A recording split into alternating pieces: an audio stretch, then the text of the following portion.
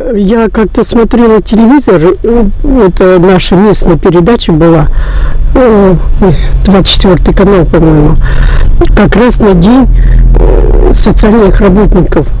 И там мужчина про социальное такси все говорили, потом мужчина какой-то представился, сказал, что мы предоставляем тоже такси, только заранее, за 2 дня позвоните и это самое, запишите телефоны. Дал номер телефона с экрана, я записала, и теперь 2 раз уже звонила.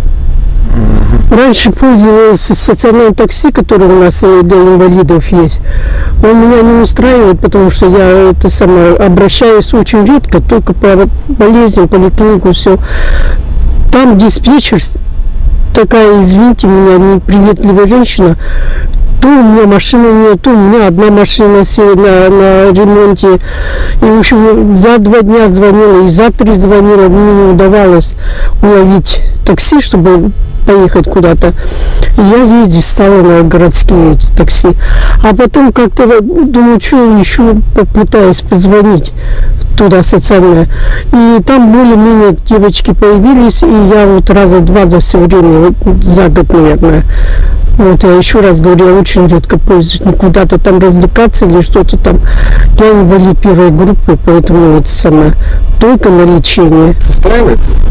Как она обслуживает? Ну, это очень хорошо, конечно. Девушка очень приветливая такая.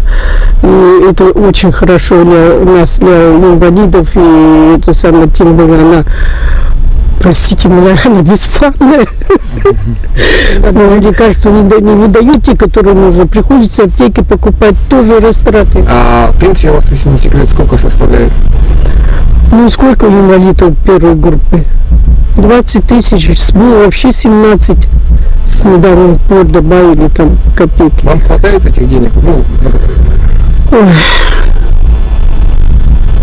Когда лекарства приходится покупать самим, вот нет, у них выписывают. И именно дешевые есть в наличии, даже и то не всегда. Вот недавно в месяц полностью лекарства не было никакого. Пришлось покупать. Бетасир купить пришлось 600-700 рублей. Представляете?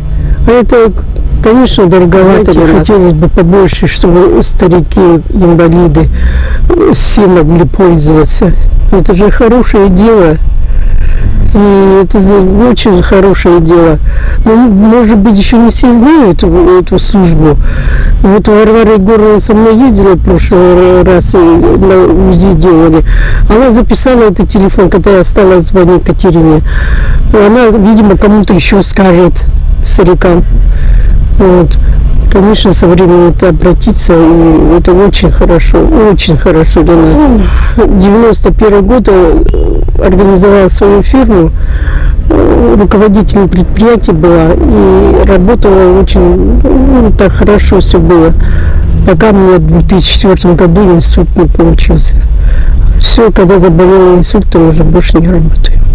То есть это такое несчастье, да, вот многие наши там люди, да, не понимают, что не уделяя внимания вот слабым, да, они тем самым могут как раз таки с этим столкнуться сами в будущем, да?